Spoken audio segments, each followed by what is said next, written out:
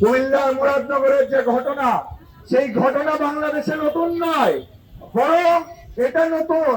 অভ্যুত্থানের পরে যে নতুন সংস্কৃতি দাঁড়িয়েছে, যে ধর্ষণকেও পরিমাপ করা যায়, এখানে নারী নিপীড়নকেও পরিমাপ করা যায়। বলা হচ্ছে যে কুমিল্লার ওই ভিকটিম নাকি পরকীয়ায় যুক্ত ছিলেন। বলা হচ্ছে কুমিল্লার ওই ভিকটিমকে নাকি সংশোধন করার জন্য তার নগ্ন ছবি, নগ্ন ভিডিও সংরক্ষণ করা হয়েছে। আমরা বলতে চাই, এই নিপীড়কের যারা দোষর, এই নিপীড়ক যারা করে, সেই প্যারেন্টস নিপীড়কদের বিরুদ্ধে আমাদের প্রতিরোধ চলবে।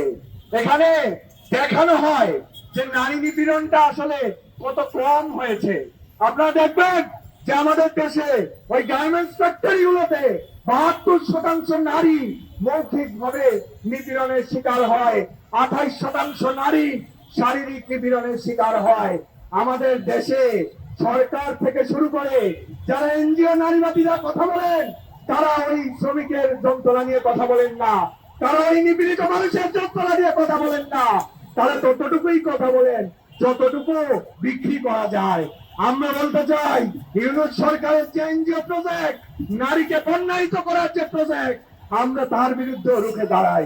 বন্ধুগণ, আমাদের সমাবেশ চলছে এবং বিভিন্ন নারী সংগঠনের উদ্যোগে আজকে যে সমাবেশ, সেই সমাবেশ থেকে এবং আমার সংগঠন বিপ্লবী ছাত্র যুব আন্দোলনের পক্ষ থেকে সবাইকে বিপ্লবী অভিনন্দন। সংগ্রামী বন্ধুগণ, এই যে নারী নিপীড়নের ঘটনা, এই নারী নিপীড়নের ঘটনা কিন্তু নতুন কিছু নয়। আজকে যে মুরাদনগরের যে ঘটনাটা আমাদের সামনে এসেছে, এরকম হাজার হাজার ঘটনা দেখবেন যে আমাদের সামনে আসেই না। আপনারা যদি পত্রিকা খুলেন, ফেসবুক থেকে অনলাইন মিডিয়াতে যান, তাহলে দেখতে পাবেন প্রত্যেক মুহূর্তে নারী নিপীড়নের ঘটনা ঘটে চলছে। এছাড়াও আপনারা যদি দেখেন ফেসবুকের কমেন্ট বক্স থেকে শুরু করে প্রত্যেকটি জায়গায় নারীদের উপরে যে একটা আগ্রাসী চিন্তা, সেই চিন্তা কিন্তু প্রতিফলন আপনারা দেখতে পাবেন। এখন প্রশ্নটা হচ্ছে, সেই জায়গায় এই যে নারী নিপীড়ন ঘটে চলেছে বিভিন্ন জায়গায়, এই নারী নিপীড়নের যে গোড়াটা কোথায়?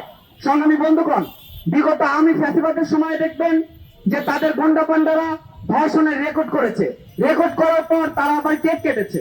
আবার দেখতে পাবেন বিগত আওয়ামী সরকারের পূর্ববর্তী যতগুলো সরকার ক্ষমতায় এসেছে, তারা কিন্তু এই নারী প্রশ্নকে সমাধান করতে পারেনি। আমরা বলতে চাই, নারী প্রশ্ন পুরোটাই একটি রাজনৈতিক বিষয়।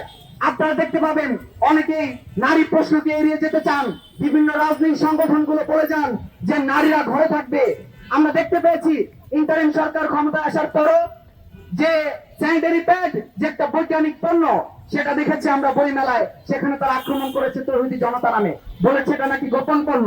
এরপরে যদি দেখি নারীরা যখন ফুটবল খেলতে যায়, সেখানে তারা আক্রমণ করে। আমরা যদি দেখি এই যে সামগ্রিক যে ব্যবস্থা, এই রাষ্ট্র ব্যবস্থায় আসলে এই নারী নিপীড়কদের উৎপাদন করে।